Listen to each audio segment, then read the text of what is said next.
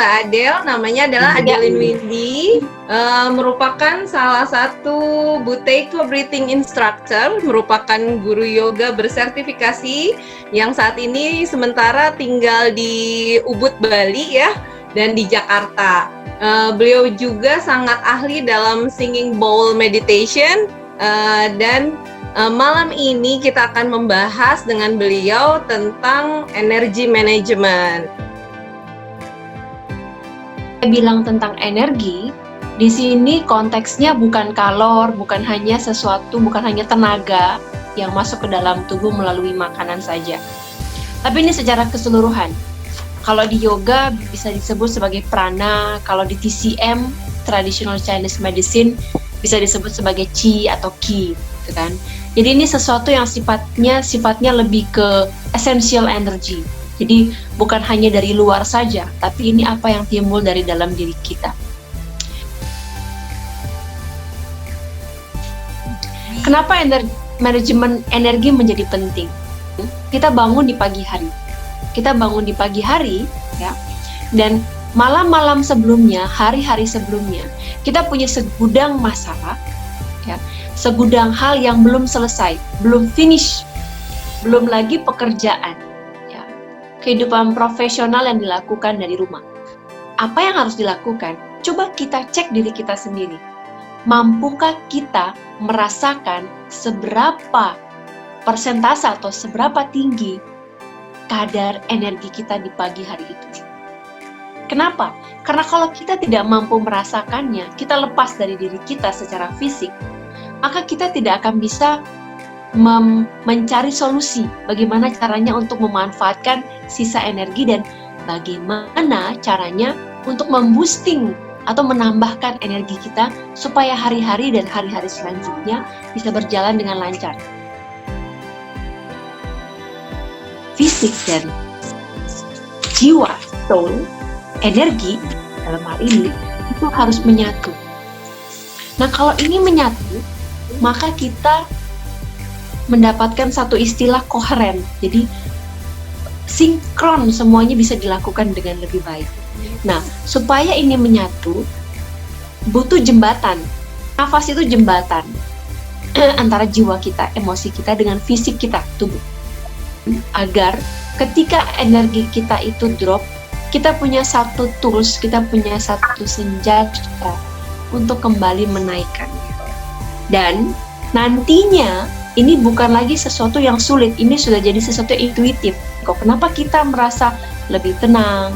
Kenapa parasimpatik kita jauh lebih aktif? Kenapa kalau kita nafasnya lebih teratur, nafas lewat hidung, mulutnya tertutup, nafasnya lebih sedikit dalam hitungan menit, ya, itu kita tubuhnya akan terasa jauh lebih baik.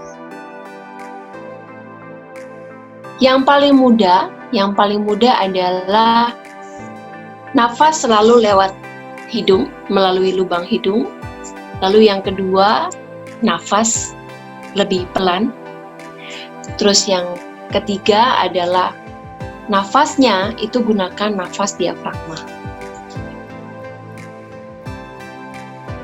Jadi ketika kita nafas lewat hidung, maka nitric oxide akan akan distimulasi untuk keluar, sehingga dia mampu mendinginkan bagian otak kita yang panas saat kita emosinya tidak stabil. Nah, itu salah satu fungsi kenapa kita nafas lewat hidung. Nah, fungsi yang paling dasar adalah karena hidung ini punya rambut, ya, dia ada proses menghangatkan dan lain-lain, gitu kan. Dan ketika kita nafas lebih pelan, nafas lebih rileks, mengaktifkan parasimpatik, rest and digest. Buteyko itu teknik Buteyko hanya pinjam nama Buteyko. Buteyko itu nama seorang profesor ahli paru-paru. Dia meneliti di orang-orang yang sakratul maut, apa yang terjadi dengan tubuhnya mereka. Yang dia temukan ini, di orang-orang tersebut yang sakit asma, kanker, tekanan darah tinggi, jantung, dan lain-lain, ya, itu ditemukan bahwa sel tubuhnya itu kekurangan oksigen. Kenapa kekurangan oksigen? ternyata semua diawali dari cara bernafas yang salah. Dia tidak mematenkan cara pernafasan ini, enggak. Jadi dia menemukan teknik bernafas yang baik untuk tubuh itu seperti apa. Bernafas yang baik sebetulnya bukan dominasi si Buteyko. Ini sudah kita ketahui bahwa nafas harus lewat hidung, karena memang hidung diciptakan untuk bernafas. Orang-orang meditasi, orang-orang yang tinggal di gunung-gunung itu kan kadar oksigennya rendah banget. Tapi lifespan-nya mereka, umurnya mereka kenapa panjang-panjang dan sehat? Memanage bagaimana bernafas. Dan mereka cenderung lebih tenang. Sebetulnya saat olahraga dan saat tidak berolahraga, nafasnya mirip banget. Hanya memang kecepatannya yang berbeda. Membutuhkan oksigen dan CO2 lebih banyak dibandingkan saat kita resting. Otot kita butuh O2 terhadap tubuh kita. Yang selama ini kita hanya tahu kalau bernafas itu hanya butuh oksigen saja. Nah, ternyata nggak seperti itu. Oksigen butuh katalisator, salah satunya adalah si CO2 itu. Nah, ketika kita olahraga yang sifatnya intensitas tinggi, saya menyarankan untuk tetap nafas lewat hidung. Memang rasanya ada resistensi di awal, karena ya hidung lebih kecil. Ya, lubang hidungnya, nose cavity kita memang terlihat lebih kecil, walaupun sebenarnya di belakang sana besar. Nah, tapi kalau kita sering lakukan ini, maka endurance kita atau durability tubuh kita itu justru jauh terjaga. Cek. Teman-teman yang habis olahraga intensitas tinggi, mau yoga, mau lari, mau apapun, kalau sudah selesai, itu pasti cari makanan yang manis-manis. Atau makanan yang sifatnya comforting, menyamankan. Kenapa? Karena tubuh kita dalam kondisi yang pH-nya melonjak banget gitu. Kenapa? Karena salah cara kita bernafas mempengaruhi semuanya. Kecuali olahraganya sebentar. Katakanlah begitu mau selesai, mau sprint. Sprint itu kan tubuh kita butuh CO2 dan O2 lebih banyak. Jadi kalau mau buka mulut, go ahead, silahkan. Tapi sadari bahwa itu dilakukan dalam waktu yang pendek. Bahwa sebetulnya nggak ada gunanya. Ketika kita tarik nafas lewat hidung dan kita buang nafas lewat mulut, kita akan kehilangan begitu banyak karbon dioksida dari tubuh kita. Padahal kadar karbon dioksida itu sedikit di dalam tubuh kita. Susah diambil, gampang dilepas ketika kita buang nafasnya lewat mulut. Bisa.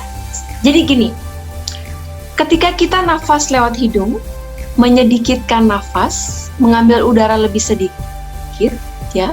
Jadi bukan big breath, terasa lebih hangat di sini. Tubuh kita juga akan terasa lebih hangat. Sekarang semuanya yang ada di sini, coba sedikitkan nafasnya, kurangi tarikan nafasnya dan pelan. Jadi bukan enggak, pelan aja. Setengah, terus buang. Setengah, terus buang. Kita lakukan kurang lebih sekitar 1. Selalu nafas lewat hidung. Nomor 2, pelankan tarikannya dan pelankan saat membuang nafas, membuang udara. Nomor 3, ya, coba rasakan setiap tarik dan buang, itu perutnya membesar dan mengecil. Jadi saat kita tarik nafas, coba rasakan perutnya terasa membesar, buang nafas mengecil. Sama-sama ya. Sekarang satu tangan letakkan di perut, relax aja. Terus sekarang kita pelan-pelan akan mulai nafas dari hidung. Tarikan nafasnya saya akan hitung 4 hitungan. Saat exhale atau buang nafas saya akan menghitung 6 hitungan. Ya. Oke, tarik nafas pelan. 2, 3, 4. Buang nafas pelan. 2, 3, 4, 5, 6. Inhale pelan. 2, 3, 4. Exhale pelan. 2, 3, 4, 5, 6. Pelan-pelan mata. Jadi kalau dalam Buteyko, saya nggak menyarankan orang langsung latihan 6 nafas dalam 1 menit untuk dilakukan setiap hari. Dalam artian, rubahlah nafasmu setiap menit jadi 6 sampai 10. Enggak. Kenapa? Karena kita respiratory rate itu kan terkait dengan fungsi fisiologis di dalam tubuh kita. Benar. Kalau kita drop ya, angkanya kita turunkan langsung, maka begitu banyak hal terjadi dan ya tubuh kita akan kaget luar biasa betulnya. Yang saya sarankan adalah untuk menguranginya pelan-pelan. Dimulai dengan mengubah pattern kita nafas sehari-hari. Yang tadi itu, nafas dari hidung selalu, always and always. Yang kedua, nafas lebih pelan. Pelankan saja dari yang normal. Kita gunakan sense kita di situ. Lalu yang ketiga, gunakan nafas diafragma sesering mungkin.